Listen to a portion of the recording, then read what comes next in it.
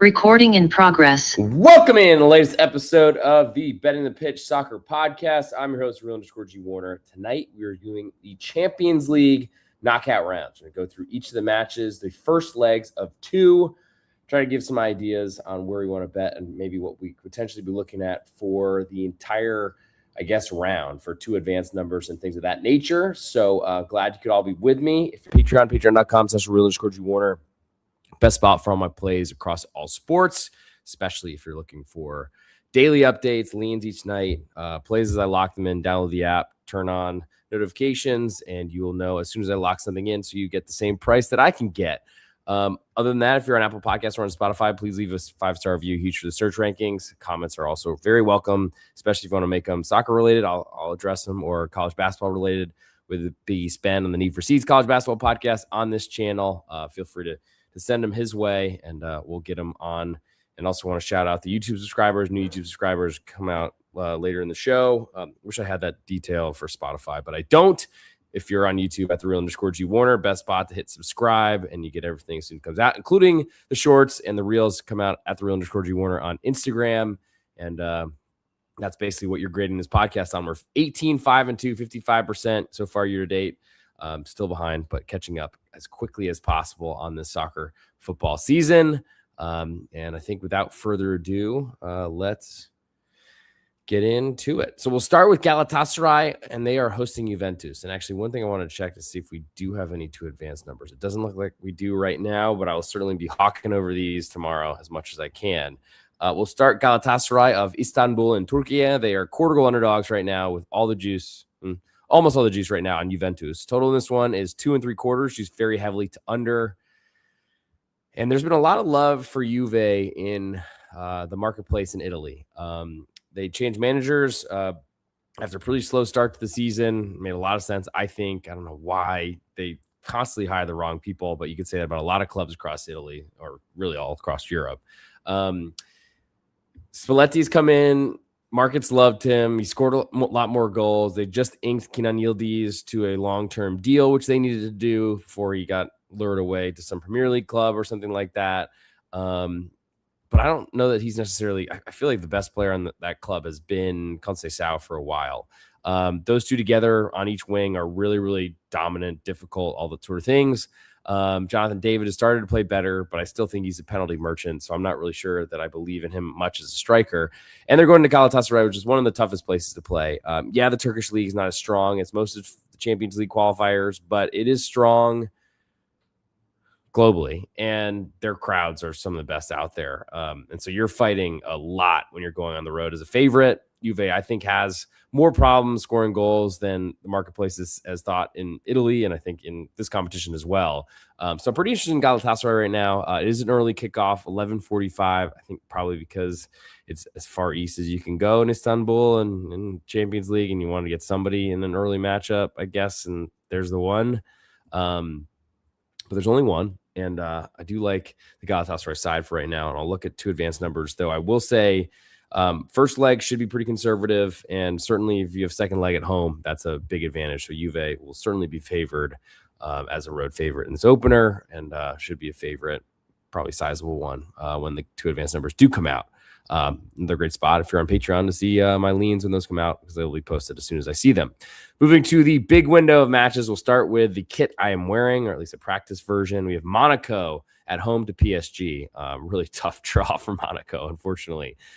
Right now, Monaco, a 1-goal underdog with absolutely all the juice on PSG. Looks like this is climbing toward 1.25. Would imagine it gets there before kickoff, and I'll be certainly waiting for that. Anyone who is backing Monaco, no need to get in now. Total's 3.25 in this one. She's very heavily to under. We could see this falling, which doesn't make a ton of sense if the spread is climbing.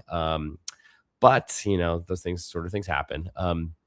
I think hopefully this sounds good. I'm getting a notice on my Zoom recording. Don't see anyone in the chat complaining. So hopefully we're good. But back to Monaco and PSG. So spread's climbing, total's dropping, or at least is very juiced to the under right now. So that doesn't bode well for Monaco. They're in a home first leg. Certainly losing at home, you don't want to do that.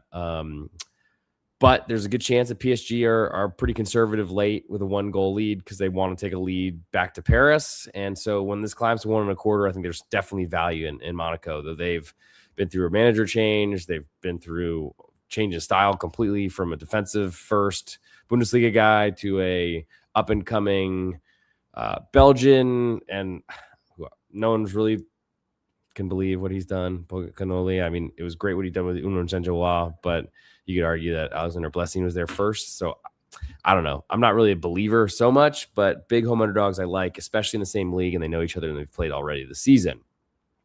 Speaking of teams that have already played this season, we'll go Benfica. They're at home to Real Madrid. Right now, they are half a goal underdogs. The juice is just 2 cents more on the home team, so not a huge discrepancy there. And we've seen some money coming in on Benfica since I started looking at these numbers earlier today. Total this one is 3, just very heavily to under. And that to me is a reflection on the change in management at Real Madrid. Yes, they have a ton of talent. Didn't really seem to want to counter press, gegenpress, just high press at all. Vinny Jr. was saying he's going to leave the club. Mbappe, I'm sure, was a real dandy to Xavi Alonso, who I said this whole time was really overrated, and it's part of why I took Barcelona to win La Liga and have been betting against Real Madrid a lot this season. But didn't expect it to go this bad. Shocked that they decided. I mean, the players always last longer than the manager because the contracts can't be voided like a manager can. But to a former native son of Real Madrid, I'm shocked what they did to Xavi Alonso. With that said, new management, more of the special one, Jose Mourinho style. Hilarious that Jose Mourinho's who they've drawn in the knockouts. Probably can't. I mean, Champions League draw. I'm putting this together. Storylines for days, forever, and there would be against a lot of teams, but this is pretty good, and you could certainly argue that was on purpose. But with that all said, Benfica's a home underdog. I mean, we're going to see a low-score game here. So it wasn't in when they played in Champions League in Lisboa earlier this season or in Lisbon, Portugal.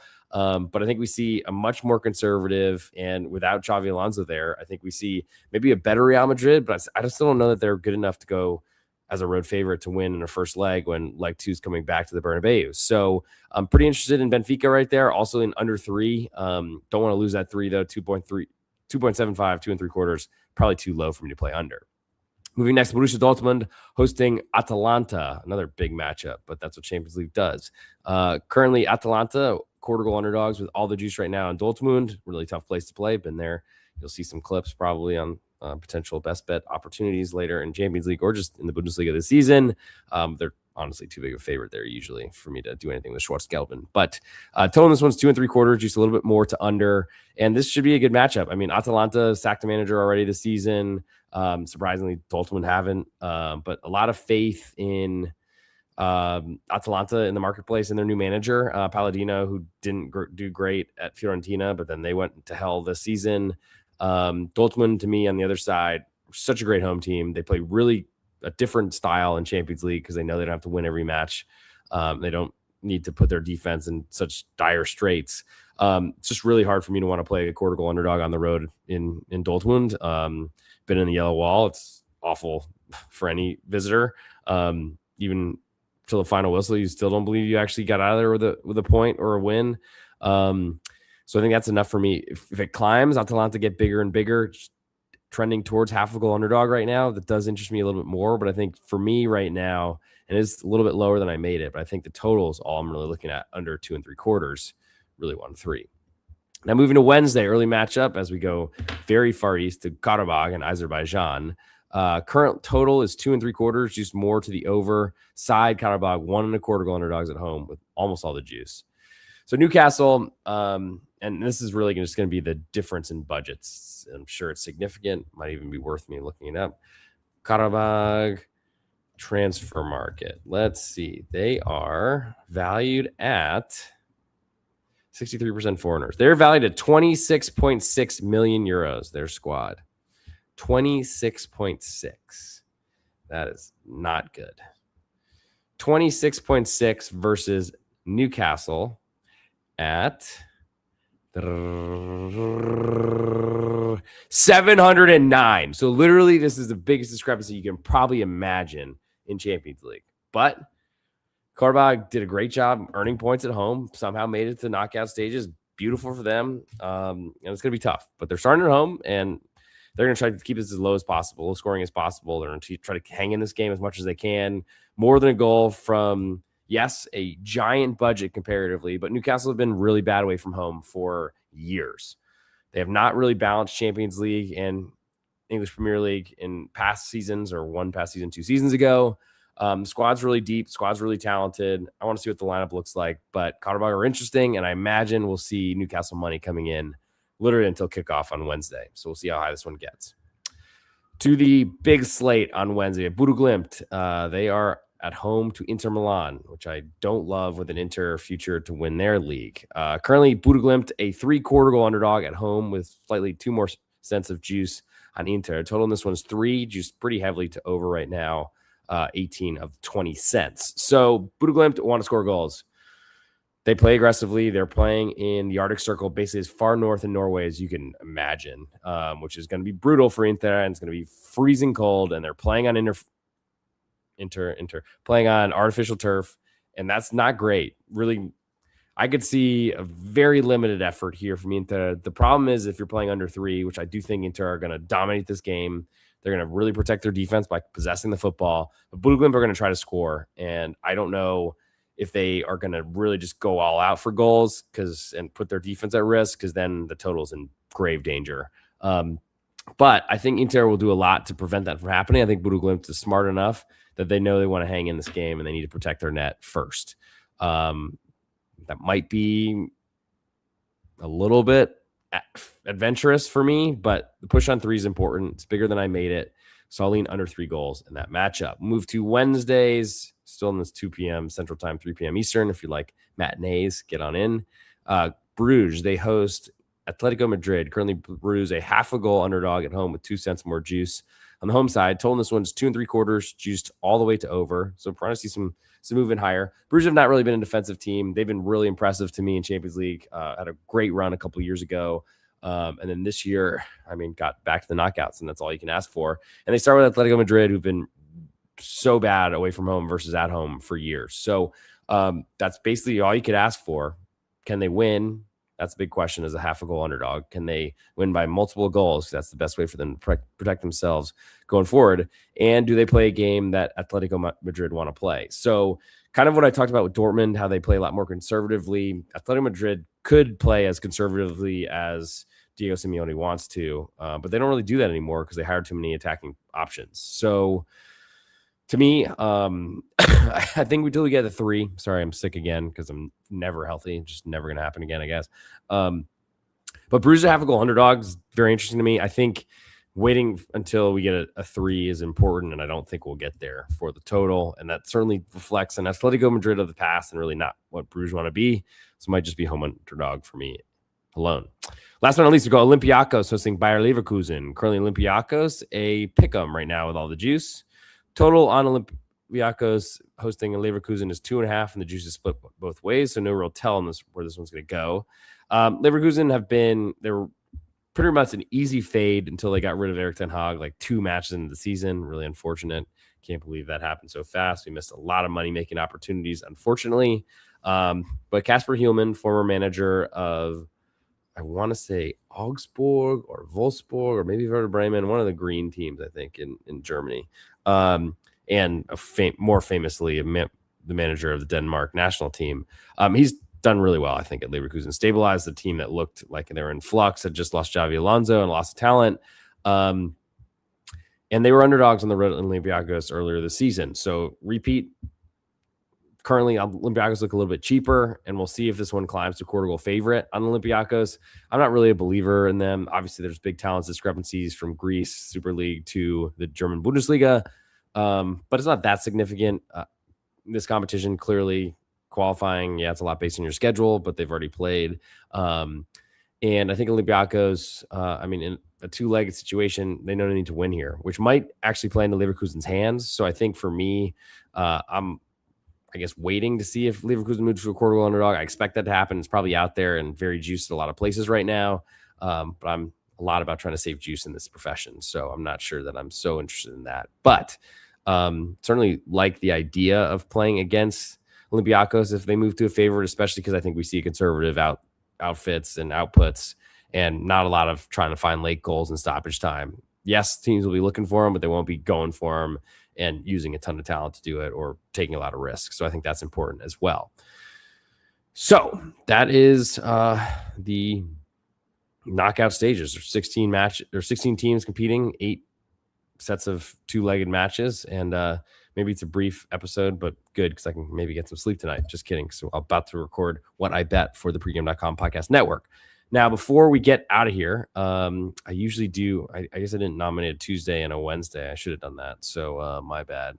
I'll do that before we get out of here. But I want to plug some other things on this network. Big East Ben's getting real hot in college basketball. He's won his last 2. Big winner on UNC Wilmington this weekend. So stay tuned for the Need for Speed College Basketball podcast, returning on Friday for the Saturday card as I'm typing Wednesday.